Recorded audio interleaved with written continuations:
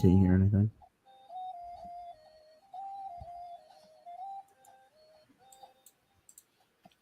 That's okay. That can just be our 30-second intro. Welcome into the DNVR Avalanche Podcast presented by DraftKings Sportsbook. I'm your host, Rudo, joined as always by AJ Haefele, as I'm on the wrong screen as well. Oh, well. Welcome in. Today was supposed to be the day we're going to talk about the entire expansion draft, but we decided we wanted to do it up fancy and save that for tomorrow, bring some graphics for all y'all who watched the show live. So instead, we're going to be talking about the Avs and going in depth on their situation specifically in this upcoming expansion draft. Why things are shaking out the way they are, why there are a couple of players that make a lot more sense than others for the Avs to either leave exposed or perhaps work out a deal to get him out and towards Seattle. So, I mean, should we start off with the obvious here? McKinnon, Rantanen, Landeskog. Well, I mean, do you want to start at forwards? Do you want to start at goaltenders? Do you want to start with Eric Johnson's NMC? Wherever you want to start, because there's a lot of stuff for us to get into. I mean, I think we should start with saying that certainly, at very least, there are no universes where McKinnon and Rantanen are left exposed. I would add Landeskog to that list. But this concept of Landeskog as a pending UFA, let him keep him, expose him in the expansion draft, and then sign him when they don't take him or whatever, and then use the extra slot. It's the big brain stuff that causes you to lose your captain. Yeah. Going a little too galaxy brain on that one for sure. Because Seattle would just sign him and be like, well, here's all the money. We're right. 2.5 minutes into this show, and we already have 2 questions about Martin Kaut. Fantastic. I wrote about it today. Yeah. I saw you even bolded and italicized Martin Kaut's name in that exempt list. So for everybody who thought that they were going to fill up the comments section with jokes, I got you covered. By the way, go check out AJ's article on exactly this. If you want it in written form, highly recommend. Always does great work. I mean, I believe Ed Beers would be eligible, sort of. I guess you could just get him as a free agent, right? He'd be free agent technically. But the thing that I think AJ and I both want Seattle to take in expansion are these hideous pants. Because these are nasty. Not great. Look, you can almost get away with it on the home. I don't love it, but you go to the away, and it's just, I don't get it. Like, the best explanation I had for the blue pants before like seeing them in quality, this is from NHL 21. It was the Avs wanted to add more of their blue color to their away kit, which I understand, it makes sense. But if you want that blue color, put it on your jersey. Don't put it on your pants. Yeah. What I would really hope is the case here is that the game they're much like those colors are emboldened for the game. Yeah, a little too brightened up. Yeah, and that in person they're quite a bit darker shade of that blue, because that's a great blue, but not on that kit, not like that. And honestly, I don't know that there's a blue on those gloves that I like in that combination. Yeah, like those are just yikes. You can almost make it work with the blue stripe with the pants, I guess. The blue gloves, just right the burgundy right into them is pretty gnarly. Yeah. I also don't understand why they have their primary logo again on their pants, but whatever. Those actually look cool, even though they're not real. So those are totally fine. Yep. And then you have the burgundy pants with the reverse retro jersey. Also fine. If that's what they end up going with. Yeah, it's not amazing, but not going to complain too much about it. Mostly just complaining about the away that we want thrown into the sun. Just looks so bad. Yep. So bad. At that point, just go back to black. It just looks bad. Yep. Agreed. So Seattle, if you're looking for blue paints, we got plenty of those in expansion, apparently. It's back into the actual conversation here, where we started with Landeskog is protected. Continuing through the forward core, are there worlds where their next 6 forwards aren't protected? I would say yes, but certainly Burakovsky and Kadri, I have to think, are pretty unlikely. Yeah, I would say unlikely. I wrote a little bit about Burakovsky in there and why I could see if they wanted to expose Burakovsky, say they wanted to do 4-4. Yeah. Where they expose all these other guys we're going to talk about, plus I'm knocking things over, so I'm adjusting them. That's just how today's show is going. I forgot the music at the start. It's the way it goes. Today's not our day, man. So like with Burakovsky, if they wanted to go 4-4, where they protect Kadri and then they protect Graves on the back end, like I could see it. Yeah. And that would be Burakovsky has another really good season, and they aren't convinced that they're going to be able to sign him to any kind of an extension. I can see where they expose him in the expansion draft, and Seattle would 1,000% take him and exposed, be like, and be like, thank you. That's a really good player for us to start with. And then he's, whatever happens in Seattle happens. Yeah. But if he that's only in a case where he has like too good of a year, and then the Avs talk to his reps and they're like, hey, we want $7 million. Yeah, because they look at $4.9 million, like there isn't a lot more room for him to go up that the Avs will be able to afford. Yeah. It's really, you're getting into like the mid 5s and then the 6 range, and then anything after that is going to be really tough for them to be able to pay for. It'd be easier to know those things if they had Landy and Makar's money. Deals locked in, for sure. Yeah. This is just our world right now. So I can see that one specific world where Burakovsky gets exposed and taken. I would still say that it's unlikely. Yeah. It just, you've been searching for these wings for too long. You have You've them been trying to get these guys. You can easily go 7-3 and protect them. Yeah. Pretty easily. We'll get into the conversation of how they wouldn't do that possibly in a little bit, but if they do go 7-3, it seems like certainly Kadri and Burakovsky would be locks to be in that 7 easily. That's 5 no brainer forward locks. Yep. And then spot 6, you assume goes to Saad. That's another one where he's an expiring UFA at the end of the year. If he prices himself out of the Avs, you have the conversation of potentially leaving him exposed. But so I protected him in the piece that I wrote. The reason was that if Seattle takes him, the Avs get no savings. Yep. This is an opportunity for the Avs, and they're in a unique opportunity here because they want to kind of game the system to make sure that they lose a player, lose money, but they want to make sure that it's a player who has salary, has some sort of salary commitment in the future, but also one that they can replace. Yeah, with one of the incoming ELCs. Look, Martin Kaut may or may not be a full-time NHL player in this upcoming season. We expect when injury happens, seems like he should be able to earn a job anyway, but he should definitely be in this conversation. Yeah. The following season, there's no reason for him not to be. Shane Bowers, same conversation. Alex Newhook, same conversation. That's 3 ELCs right there that you need to drop into your roster. With the expirings of Calvert and Belmar, you can replace 2 of them pretty easily.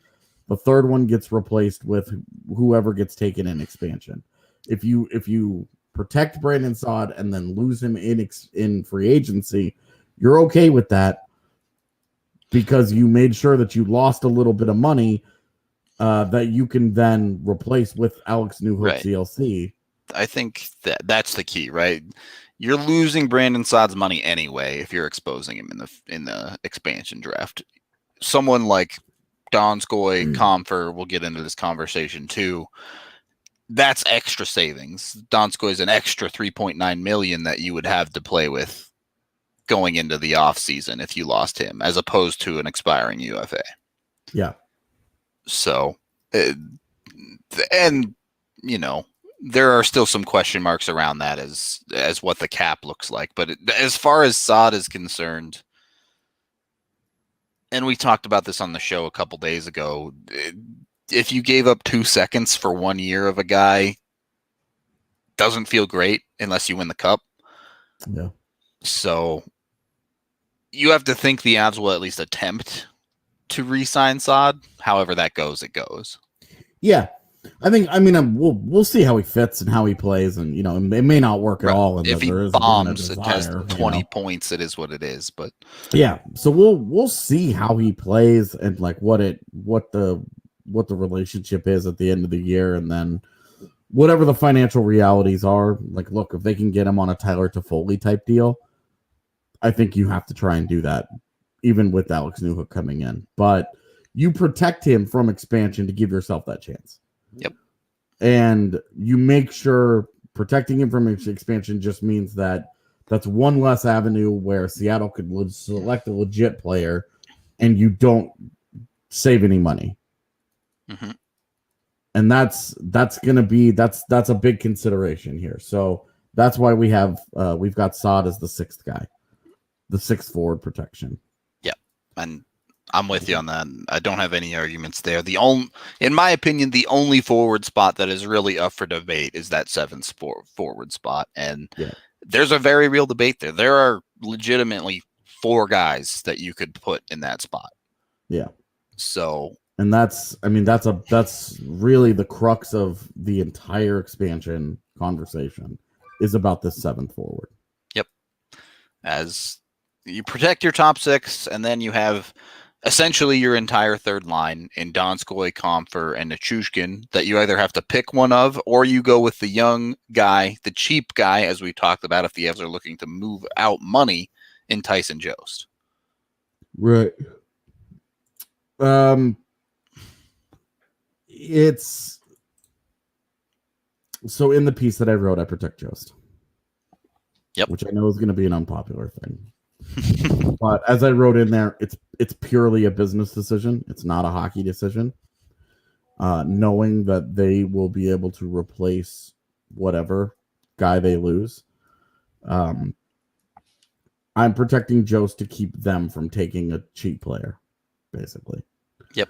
If you protect both Saad and Jost, then if they select a forward, barring them taking Logan O'Connor, which, like, I guess if they were huge fans of him, they could do. But feels like a mistake given the talent on the Avs to do that. Like, when you have Comfer and Donskoy and Nichushkin available, why would you take Logan O'Connor? Yep.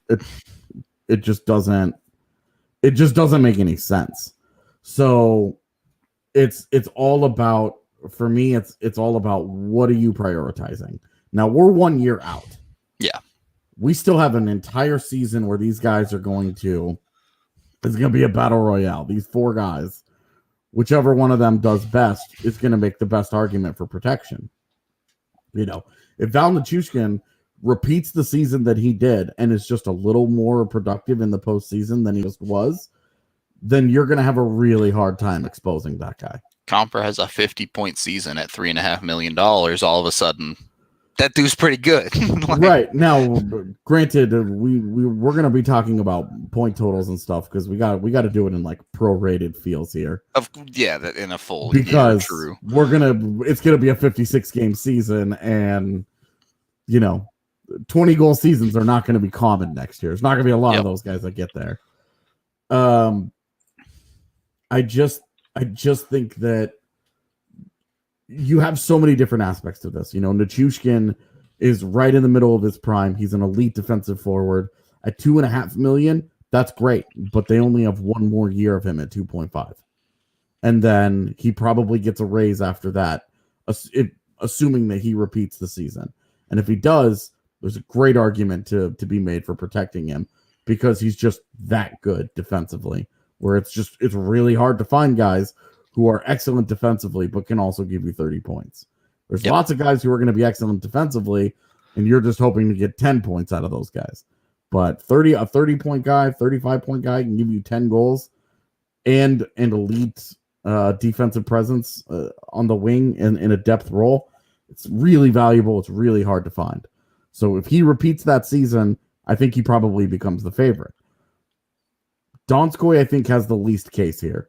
He's the highest scoring traditionally, but he has the worst underlying numbers. He's the most expensive, and he's the oldest. Yep. He's probably the most easily replaced by just dropping Martin Kaut into that job. Like, 1-for-1, Martin Kaut takes Jonas Donskoy's job, and it looks different. Those are really different players, but it's a lot cheaper, and you're probably not losing a ton production-wise. Donskoy doesn't fill a defensive niche like Nichushkin does. Right. Donskoy doesn't play center like Confer and Jost do. Exactly. And Kaut is not a center either. So it starts to make a little bit too much sense for the Avs side of it anyway. Yeah, so for me, Donskoy's out. Nichushkin has to prove it. So for right now, in this very moment, we'll cut him out of it. And now you're down to Confer and Jost. And for me, I don't have a strong opinion here. But I protected Jost purely because he's cheaper. But if you were to pound the table and said you have to protect Confer, I would say, okay. I mean, again, assuming things go well with Brandon Saad, if the conversation is, would you rather have Confer or Saad? I'm taking Saad and Jost over Confer and Jost. Sure. If that savings is the difference between Saad or a quality top 6 player and not, I'm willing to give up the money. If Jost doesn't take any steps forward this year at all, I think he's the easy expose. If he continues to get better, because he's gotten marginally better every year. And I think if that continues, if he continues to get marginally better,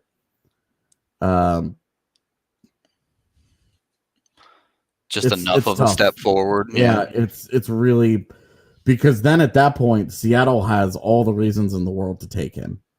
Yeah. And then you've given this guy 4 years to break out, and then you're gonna watch him go to Seattle. You did all the hard work, you went through all the growing pains. He's going to go to Seattle, and he's going to turn into their William Karlsson. Get opportunity and go off, yeah. And that's going to suck to watch for them. Like that's the fear. You know, if he gets absolutely no better, you expose him. And Confer's not good on the PK is the problem. Yeah, it's the lie that everyone's been told is that Confer is good defensively, but. And I wrote in my piece today. Right now, JT Confer, especially with the fan base, is more reputation than reality. Yeah, he gets credit for a lot of things that just aren't true, and that's why we are comfortable being like, expose him. And of course, I say expose him, and at the end of my piece, I also say Confer's the most enticing guy for Seattle to take. Yeah. But again, it's a business decision, right? Donskoy might be the perfect guy, Avs side to take, but if they end up taking Confer, that's $3.5 million off the books. Yeah. So it's maybe a decent compromise if they are, in fact, looking at the forward side. I don't know if we're qualified to answer this question from Kira, but she asks, do you think those 4 feel pressure to produce to be protected? How much of a competition is there? I mean, I think they know it's coming. And there are only so many spots. But I just think this is a team that has something bigger in mind. I don't think that they are ever going to think about the expansion draft until the end of the season when it's like, okay, now we have to do it. I don't think there's ever going to be a point in the season where mentally any of those guys are like, oh man, Jost is really having a breakout here. Yeah. I'm in danger of being exposed in the expansion draft then. I don't think that will be a thought process that exists. I think it'll be, I've got to get it together. We're trying to win a Stanley Cup, and I don't want to be the reason we don't.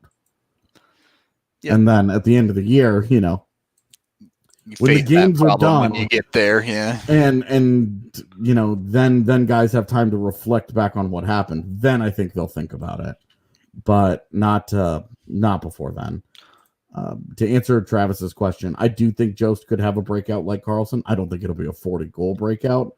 I think it'll be more like what Karlsson is today. Yeah, where he's more of like a 50-ish point, 45 point, 40 or 50-ish kind of guy, like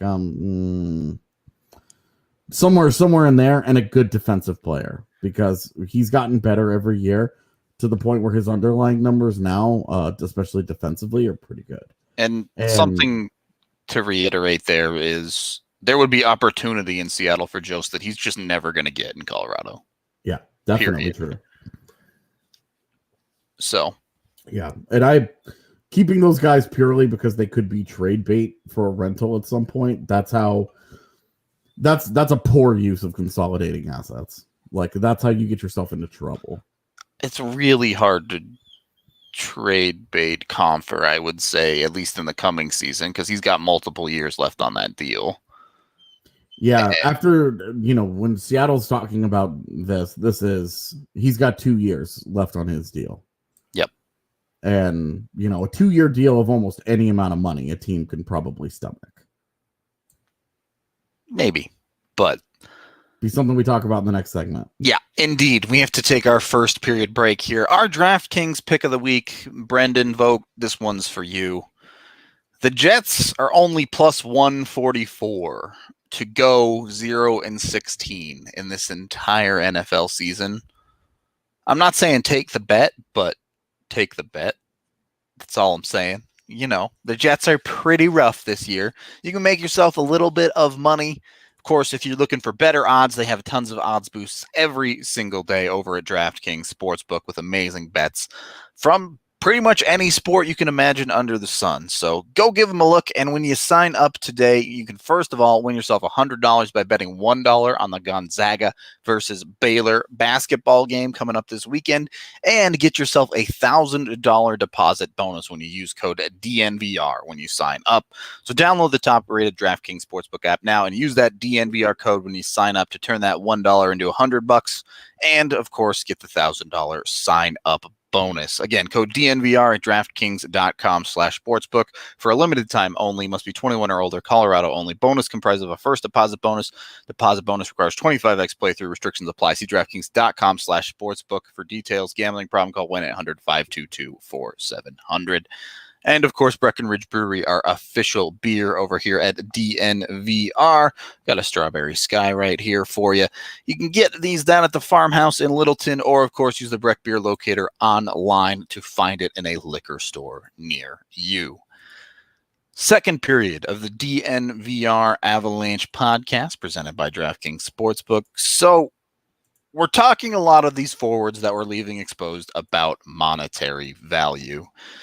And a big part of that conversation becomes Erik Johnson's contract.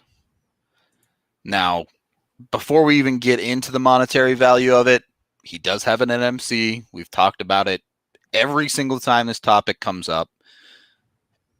If EJ wants to be an Av at the end of this season, he needs to waive the NMC. I think that's pretty clear. Doesn't guarantee that he'll be an Av, but the Avs, it seems too easy to just buy him out if he's not willing to waive.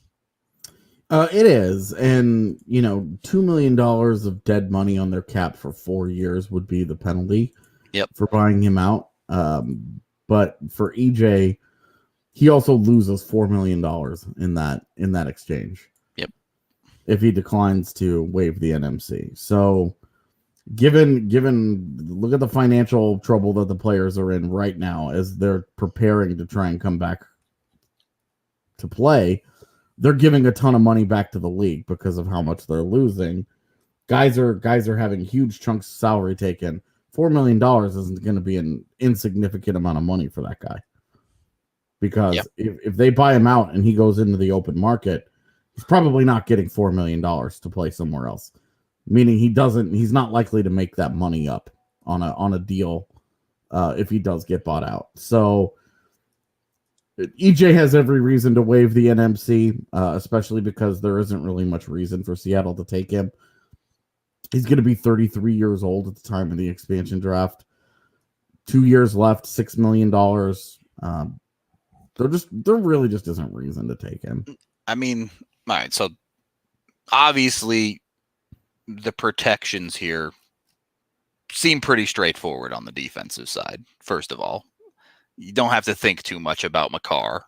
Yeah. Shouldn't have to think too much about Gerard, and then the newly acquired Tays getting signed to a 4-year deal should pretty much lock him in as the third as well, assuming EJ waives.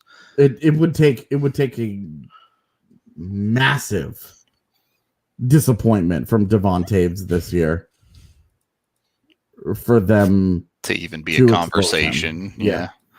This is easily Ryan Graves is just the odd man out here. It's Ryan Graves, Erik Johnson, Ian Cole.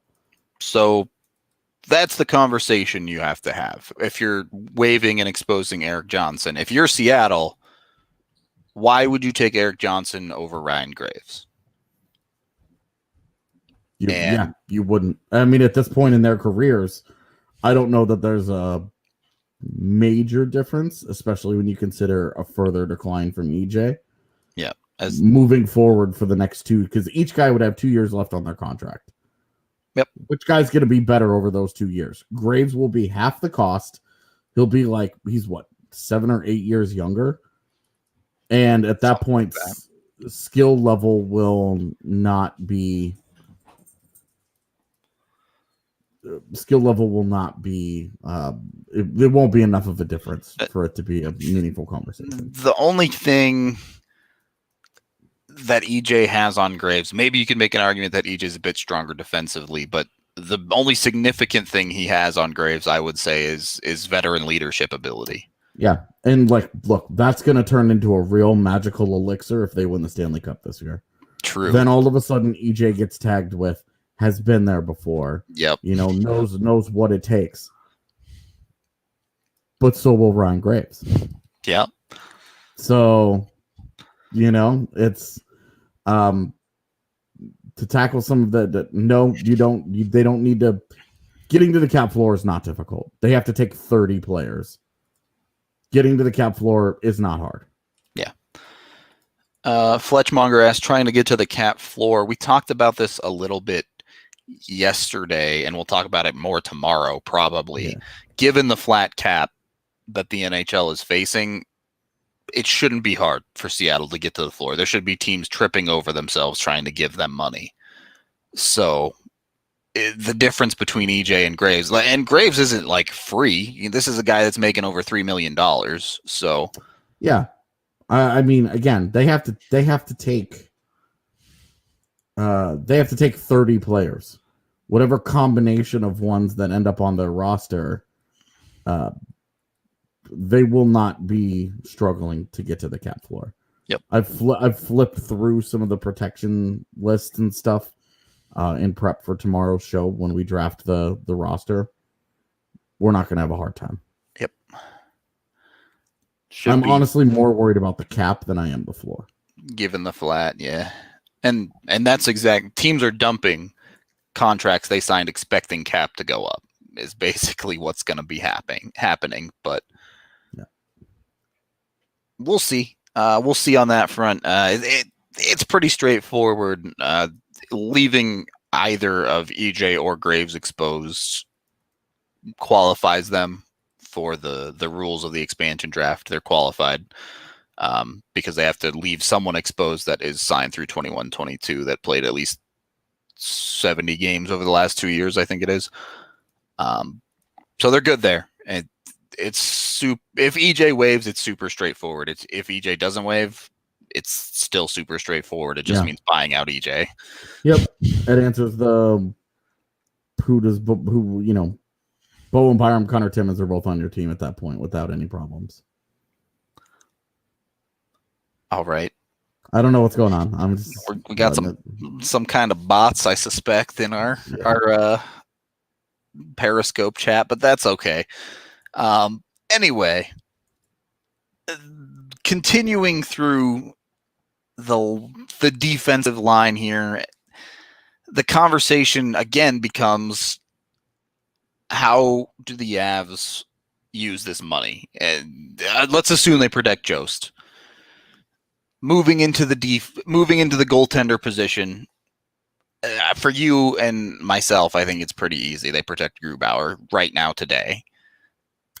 Today, it's not even a question. You protect Philip Grubauer. It's not even close. Anybody that wants to act like it's close is lying to you or delusional. It's not close today. You give it another year, another playoff run, another bad luck of injuries or whatever.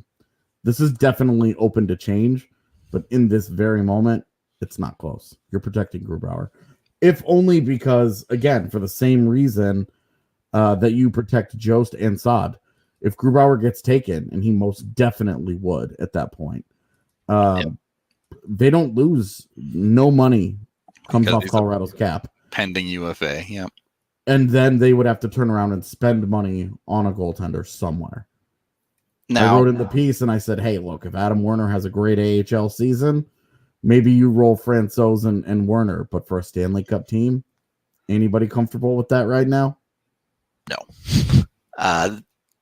Part of that conversation, though, is if you do want to protect Grubauer, the assumption is you're extending him. Yep. So and that's going to cost money. Money that wildly depends on the type of season he has. Yeah, absolutely. If he's good enough to hold down the starter job, but not that much better, he'll make a little bit more money. If he's probably a $3.5 million deal. If he throws up a 930 or something ridiculous, dude's going to get paid. Yeah, so, I mean, look at the Markstrom deal. I think that would probably be his goal, would be a contract like what Markstrom got on the open market this year. Yeah, I he has an insane year like that, and then Colorado's in a really weird spot. Do you pay for the guy that just had the great year, knowing that it's unlikely he repeats at that level, or do you roll the dice? Do you take chances? That's a conversation they have to have.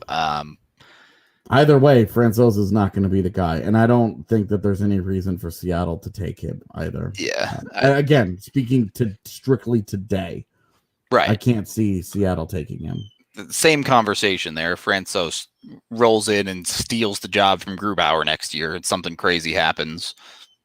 Then the Avs have to consider protecting Francouz, or maybe Seattle would actually be interested in him. We'll just have to see. Right. Yeah. That's the issue with doing an expansion draft look a year before it happens. Things will change. Look, we're willing to do it now because there's at least some sort of a picture here instead of a year ago when everyone started asking us and it was literally anything could happen. Yeah. But at this point, to go over the Avs full protection lists, from your article, you have McKinnon, Landeskog, Rantanen, Burakovsky, Kadri, Saad, and Jost for forwards, Makar, Girard, and Taves for defensemen, and then Grubauer in net. So, with this setup, this guarantees that unless they do something like ridiculous, like take Calvert or Belmar going into pending free agency, it guarantees that the Avs shed at least $2 million in cap. Yep. And potentially up to $3.9 million. Yeah, and I think the likeliest outcome is probably Comfer, but the Alex Newhook chip here remains just enormous because he can come in and he can play. Martin Kaut can come in and play. Shane Bowers could come in and play. Yep. They're going to be able to replace these losses.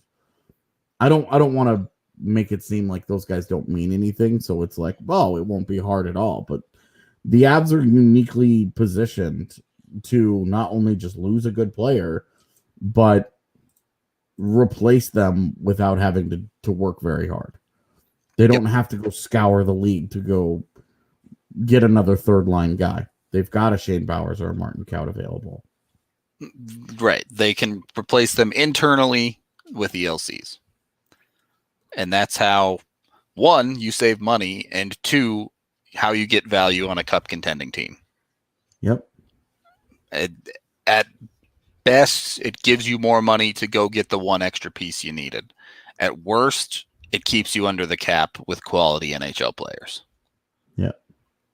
So it puts the Avs in a great spot. We'll take our second period break here and acknowledge Strava Craft Coffee, the CBD infused coffee that has really changed lives. You can get it at StravaCraftCoffee.com for 20% off when you use code DNVR20 when you purchase.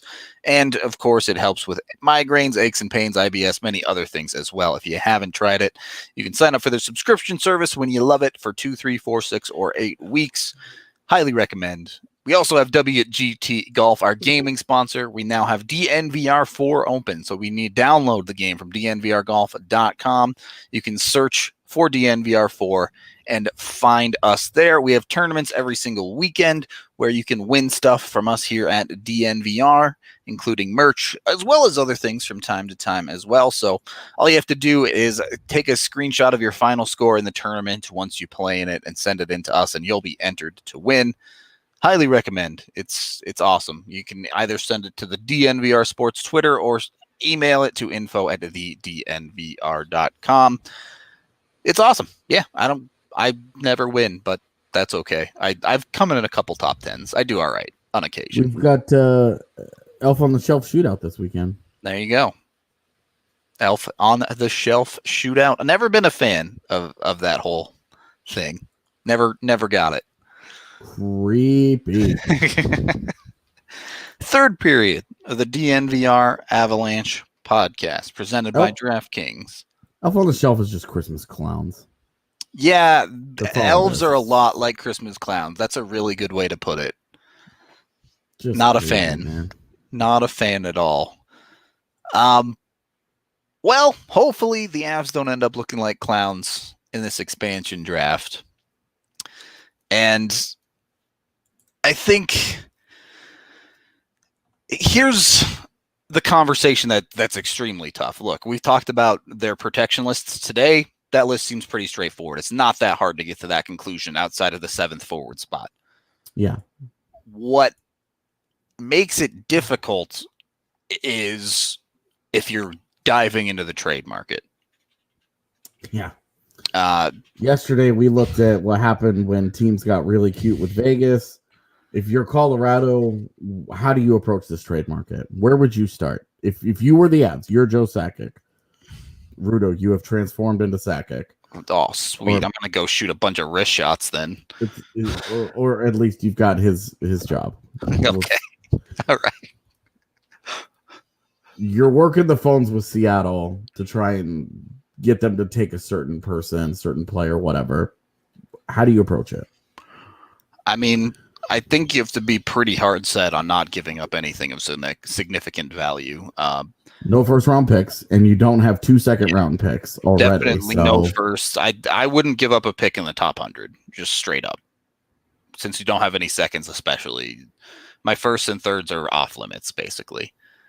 If I'm giving you a fourth, you better be doing exactly what I want you to do if you're Seattle.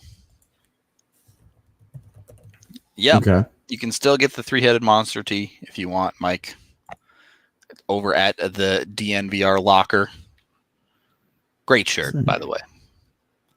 But super popular. Would not be willing to give up any top 100 picks, certainly.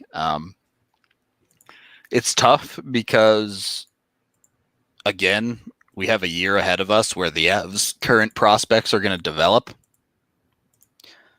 If they're more interested in a player in the system or the organization to to pick a certain someone, depending on who it is, depending on how the season goes, that could be a conversation. I'll tell you right now, if they wanted Colby Ambrosio, I'd be like, I don't know about that. I like that prospect. But what if they want Drew Helleson? See, that's a conversation, right? If we're 3 months from now and Helleson has like 15 points in 20 games, that's a lot harder of a sell, right? Let's assume Helleson continues the strong start that he had. Sure. And that he elevates his prospect status in our eyes to people who have kind of always been down on him. Yeah. A little-ish. Certainly down on the offensive ability. Down on him as a legit NHL prospect. If he has the kind of year where it's like a year from now, they're definitely signing him, kind of like what we did with Sampo Ranta, where we're just assuming that guy's getting the ELC at this point. Yep. Right? Assume Helleson has the kind of year where after his junior season, he's getting an ELC. Are you now comfortable trading that guy? It's tough. I do think it's tough. The defensive side, given that the Avs have Timmins, given that the Avs have Byram, given that the Avs now have Barron as well, Helleson certainly becomes a little bit more expendable.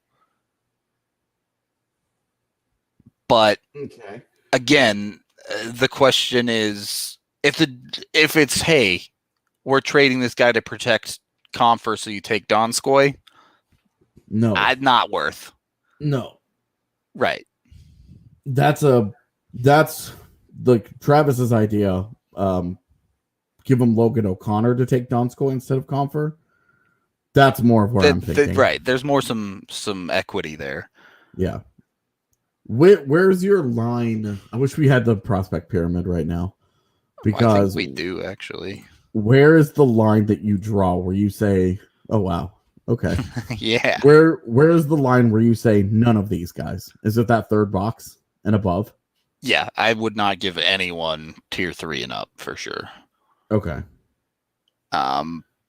Tier 4 would be a deep cut probably. There's some guys that I wouldn't. About enticing them to take Erik Johnson. He's waived the NMC, and now you're paying Seattle to take him. And you free up the full $6 million. Yeah, your full $6 million is now off your books, and you have a Connor Timmins ready to just take that job full time.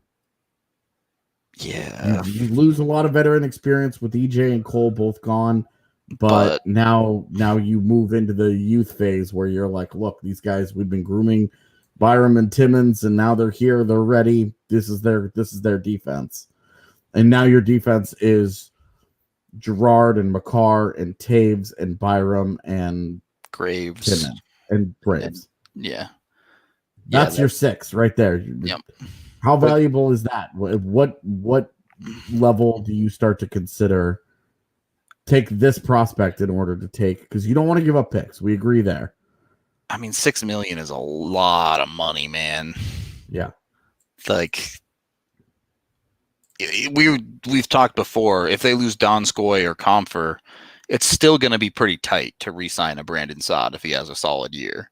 Sure, but if they lose Erik Johnson's money, they can re-sign Saad comfortably. Yep.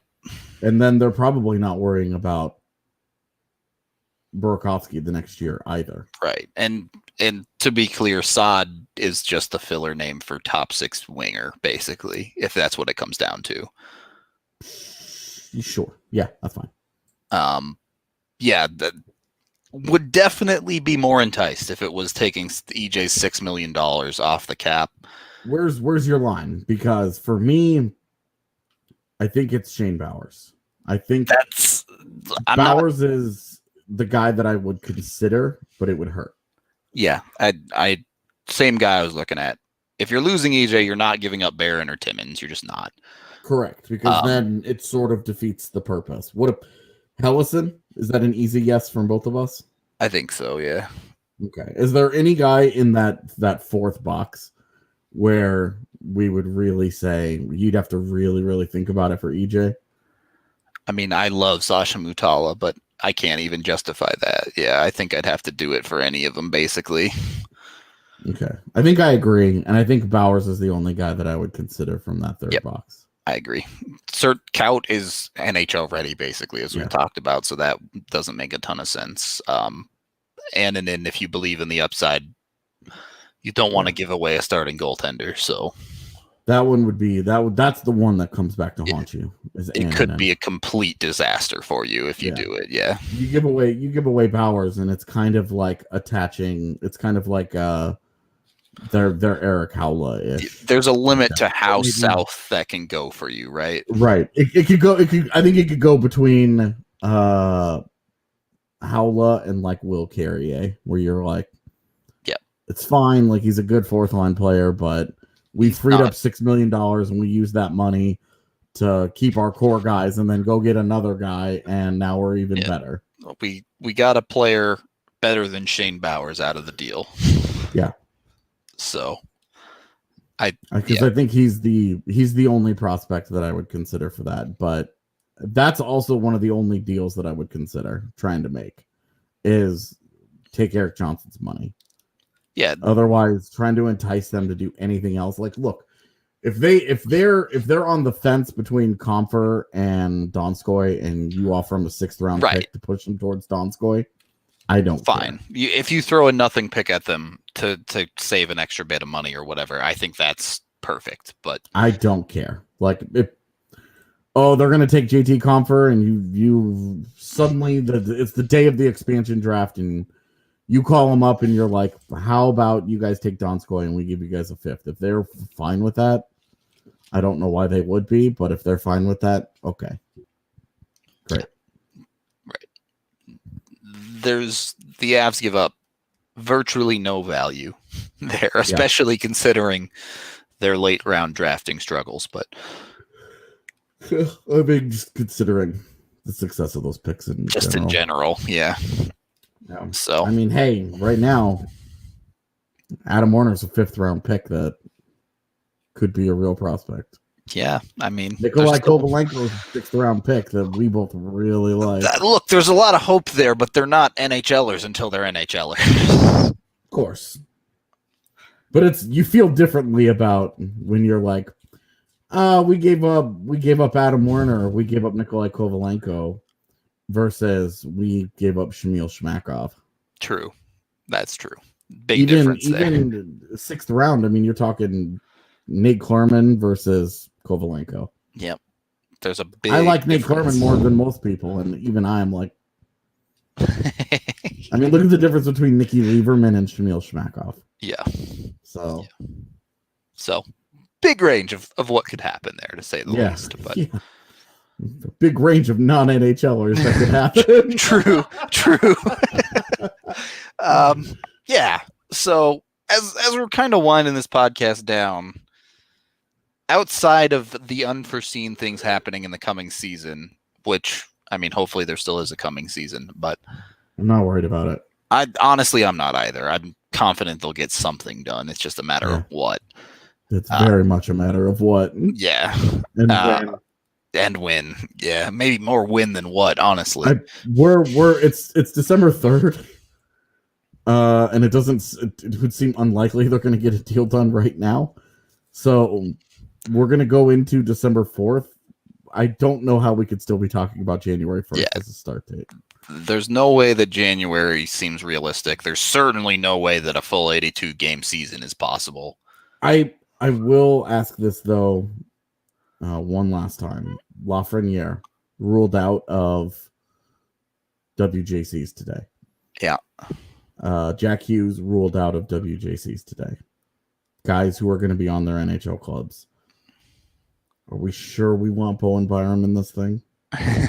Seeing everybody else get ruled out. I mean, I do. Me too. If only to watch an Avalanche player play hockey, man. I mean, Newhook will be there. The more the merrier, though. There's a chance Barron's there. There's probably a good chance Hellison's there, too. But I think Drew Hellison's making that roster. Yeah, so When we get closer to WJCs, we'll definitely have that conversation about. I tell you, I do not want to see Alex Newhook murking Drew Hellison, though. You know he's gonna, dude. Please. You know it's gonna happen. No, I don't want that. I'd be okay with the reverse happening, because anything that gets me more hyped about Drew Hellison is a good thing. If Drew Hellison, like, I know Newhook's not good defensively, but if you get murked by Drew Hellison, oh boy. I mean, if Newhook tries rolling down the wing and Drew Hellison just throws him into the wall, no, we already have enough prospects. Don't hurt him. You know, that's because that's what Drew Hellison should be doing. True. That's his appeal. He's 6'3" and he's got great feet. He should be able to keep up with a guy like Newhook. Dude, he can and do with his physicality. Kirby Doc instead. All right. I mean, you want to catch Kirby Doc with his head down coming through the middle. Don't hurt him. Just blow him up a little. It'll shake his confidence a little. That's all. Yeah. Yeah. Make him think twice about it. I mean, he knows Zadorov's going to do it to him in practice at some point. All right. On that note, no more Chicago talk. Let's get out of here for this podcast for the day. That was everything Avs related to the expansion draft. Tomorrow, for real this time, I promise, we will be doing the entire expansion draft. We've had protected lists sent in. We are all good to go. Highly recommend you tune in live on YouTube for that one, as we'll have a graphic up showing all the picks we've made so you can see what the Seattle team starts to look like. Should be a fun show. Yeah. Super excited for it. I think Evan will be on with us too. Not 100% on that. I'm hoping Evan is on, and I'm hoping he brings his surprise with him. He's got a surprise. Oh God! Did you see the Slack today? I have only checked my mentions in the Slack. That was it. I'll go look. Check it. Wait. I already know what the surprise is. Yeah. Okay. Yeah. It's tremendous. I cannot wait for that. Then show up just to see that in itself. That's it for us today. Thank you, everyone, watching, listening, however you consume the podcast. We will be back tomorrow at 1 p.m. Mountain Time. Until then, have a great rest of your evening.